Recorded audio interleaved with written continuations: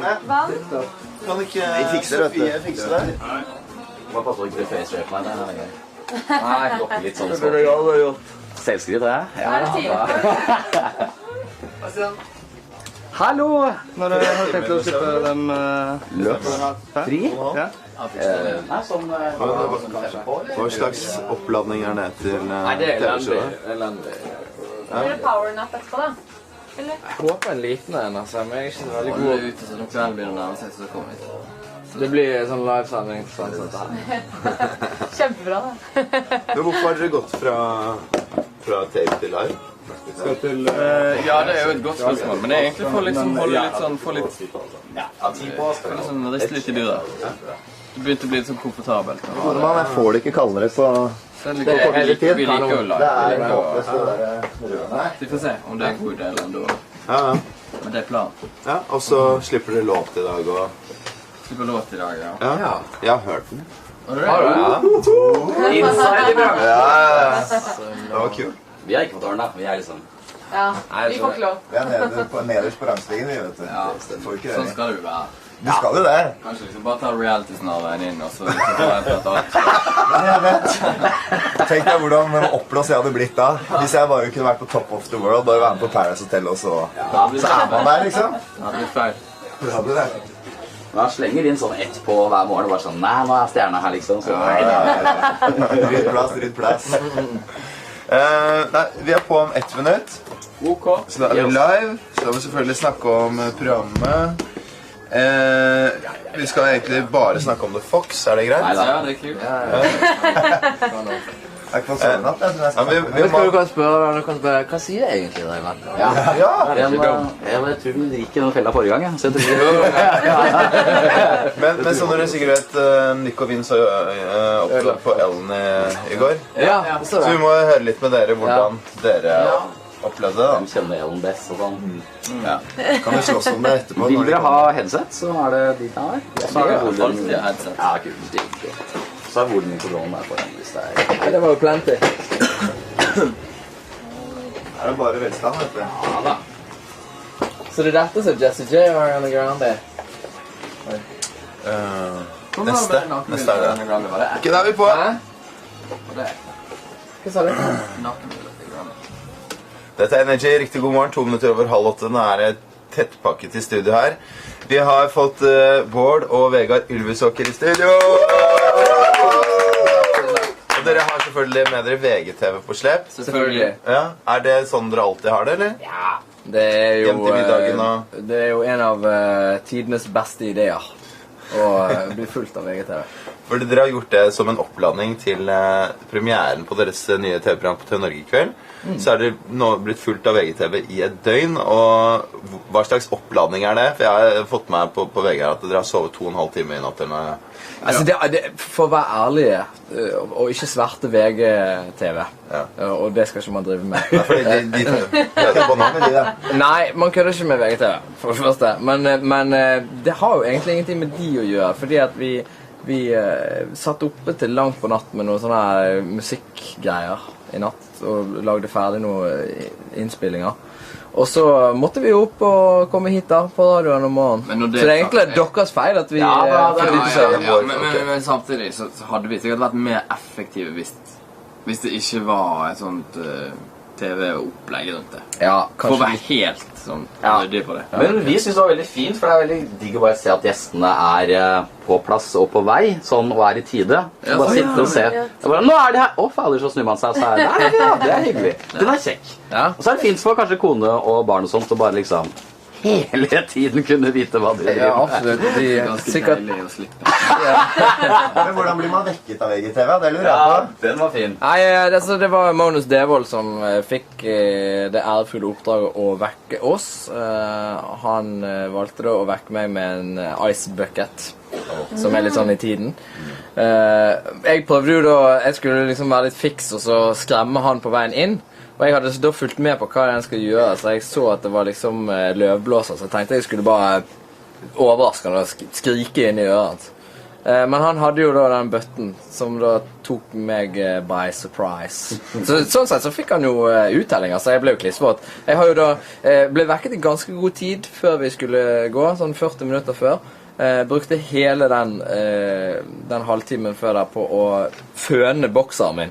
Fordi at jeg hadde jo tatt på meg... Hadde du ikke med ekstra? Jo, men jeg hadde jo tatt på meg den rene bokseren min når jeg dusjet kvelden før, sant? Og så har jeg jo ikke med liksom sånn en haug med bokser for å være på hotell en natt. Rart. Ja. Bruker du føner til håret? Er du en føner? Nei. Jeg bruker aldri føner bortsett fra når jeg blir dynket. Ok. Så føner jeg Da føner du bokser. strevområdet. Ok.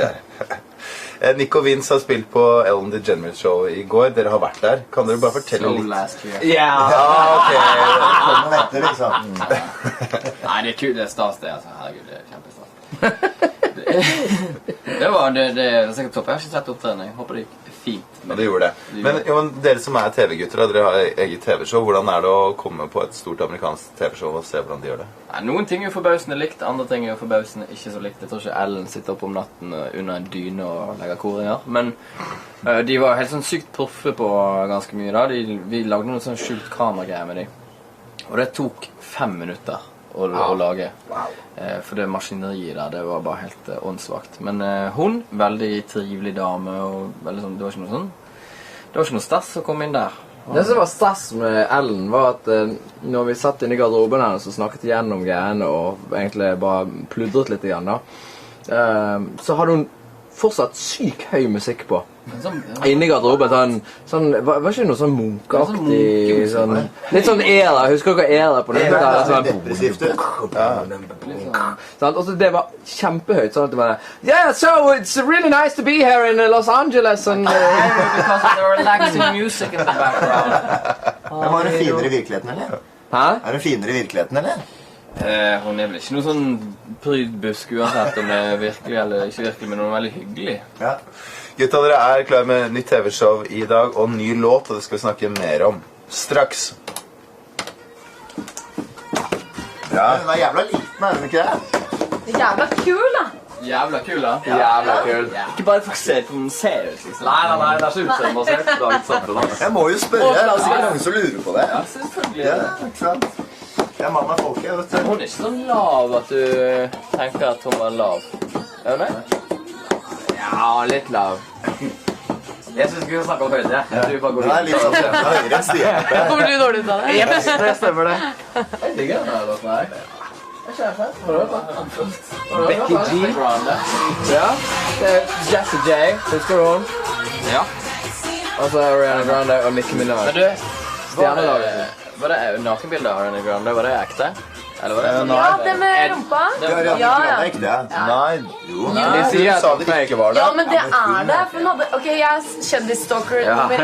Da. Hun hadde sånn armbånd på den hånda, og det armbåndet er liksom sett på mange bilder da. Som er liksom helt like typ. Og det er sikkert helt umulig å kjøpe. Ja, det er Jeg vil ikke ha det, i umulig. hvert fall. Ja, ok. Seff, er det henne? Ja, men da er ja. Du gidder jo ikke å si yes, ja, det her er meg. Du gidder jo ikke å si det. Jo, så har noe å vise, så vis det. Men altså, ja. Nei, det spørs jo liksom om noen har hatt liksom motiv for å lage et sånt fake bilde. Og så sier hun også at jeg har mye bedre rumpe enn deg, men rumpa er dritbra på det bildet. Det er ikke diss hun som eventuelt har tatt det bildet, da. Nei, Det ja, det er liksom ikke, det var ikke noe å klage på det. Det kan være noe bedre rumpe likevel. Da. Det er litt noe. Er ikke hun sånn alt for liten til å snakke om dette her? Nei, Hun hun er er 21 faktisk. Åja, hun er det. med. Hun er jo bare sinnssykt lav. Jeg husker da vi møtte henne i Amsterdam, Ja. og da tenkte jeg dette er jo et Jeg tenkte det var en 14-åring. Ja, hun ser sånn 16-17. Ariana Grande. Det var jo egentlig før hun i Norge var så svær, men datteren min var veldig fan da. Ja. Så møtte Hun jeg har vært sånn Nickelodeon TV-stjerne, ja. sånn Disney-greier. Noe sånt. Men var hun kul, da? Det er Nickelodeon. For at hun er jo så jævla diva nå, påstår de, da. Ja, ja. Ja, Det som de kaller på engelsk en cunt. Ja. Diva slash Kent. Big cat. Ja.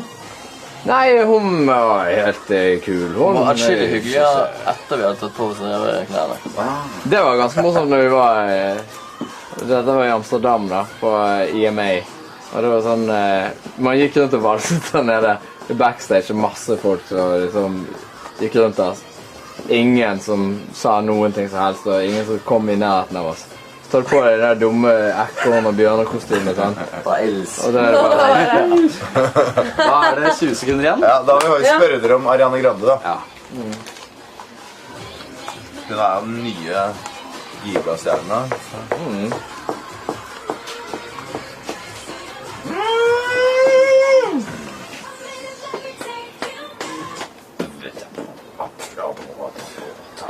Ja, god morgen. Dette Energy. Det var Bang Bang, Jessie J, Ariana Grande og Nicki Minaj. Og vi har Ylvis i huset. Og dere fortalte under låten her at dere har møtt Ariana Grande. Det var ikke sånn vi sa det. Det kan du gå på VG og sjekke. Ja, snekt inn. Vi snekte inn ganske langt. Jo, vi møtte henne faktisk i Amsterdam. Vi var jo med på masse sånne awards-shows i fjor. Ja. Og var veldig sånn fisk på land der. Men hun var jo, da var hun litt sånn på vei up and coming. Hun var ikke så kjent i Norge, men datteren min var veldig begeistret for hun hadde sett henne på Disney Channel eller noe. Så da gikk jeg bort og spurte om vi kunne ta bilde. Ja. Og så skulle vi FaceTime, husker jeg, hjem. Men da, før jeg hadde tatt på meg revekostyme, så var ikke hun så interessert i det. Og så gjorde vi det vi skulle, og så når jeg gikk av scenen, så kom hun løpende. Da var det gøy. Now we can do FaceTime with your daughter. Sånn, så bare, ja, nå er klokken 1 om natten, så jeg tror ikke... Ok, fordi ryktene sier at hun kjempediva, så dere bekrefter egentlig det nå? Nei, hun var ikke så kjempediva, var hun. Nei, hun var altså, en herregud, du blir hyggelig jo helt jente. kjørt, du går der nede, og folk er jo helt ville, så det Hyggelig jente på 14 år. Ja, hun ser 14 ut, ja. Hun over 20. ser veldig ung ut. Ja, Grande, ironisk navn sånn da. Ja, men hun er jo blitt svær, sant? Ja, Blitt svær. Det hadde jo vært verre for karrieren hennes hvis hun het liksom Ariana Pikkurandes liten et eller annet. Dere er klar med en nytt TV-show i kveld. Blir det som tidligere sesonger, eller?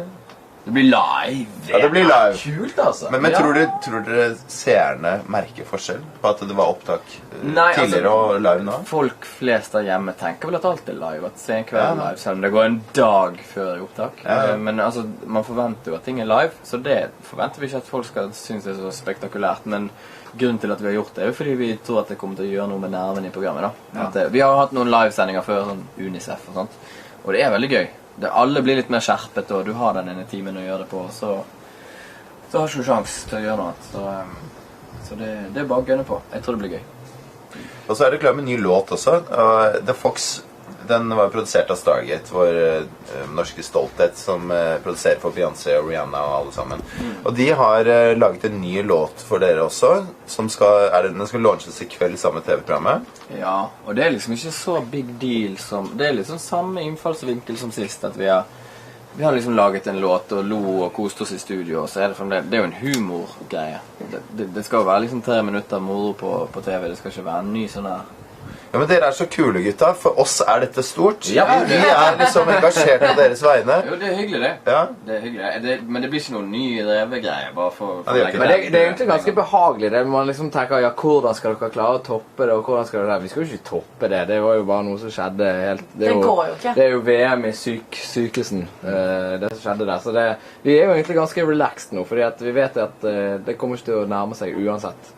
Nei, det er greit nok, men allikevel litt da. Jeg tenker sånn i forhold til views på neste YouTube-video. Ja. Det blir skuffet hvis det var for 100. 100 views? Ja. 100 millioner, eller? Ja. Nei, 100 millioner er greit forskjell. Ja, 100 millioner er greit. Men det er det sånn at du må bare fjerne deg fra hele denne greia. Om det liksom er 40 millioner, så er jo det kjempebra. Når vi hadde Work It, la den ut, og den fikk 1,6. Vi synes jo det var helt vilt. Ja, ikke sant? Hvis vi hadde fått 10 millioner views på Truckers Hitch, så vil jo det oppfattes som en sånn flopp, hvis du glemmer å tenke på hva det egentlig er. Det er 3 minutter joke på TV. Ja. Og hvor mange views har The Fox nå? Jeg vet ikke, over 400, tror jeg. Jeg tror det er nærmest 450. Ja, det tror jeg også. Men en annen ting som er jo nytt av i år, er at vi har jo flyttet. Vi har jo flyttet til et annet teater. Folketeater. Det er veldig gøy, det tror jeg blir mer merkbart. Fordi at du spurte litt om det der med USA, ikke sant? Fordi at der borte så merket vi jo det at de har jo faktisk færre publikummer som oftest enn vi har. Vi hadde sånn 250 i fjor, og vanlig der borte er kanskje 200 og sånn. I år så har vi 1400. Ja. Så skal være plass til alle, si. Det er bra. Bra. Dere kan bli litt til, eller har dere dårlig tid? Nei. Aner ikke. Da blir det litt til, altså blir det telefonrulett straks på Energy 14 over halv 8. Dette er morgenshowet.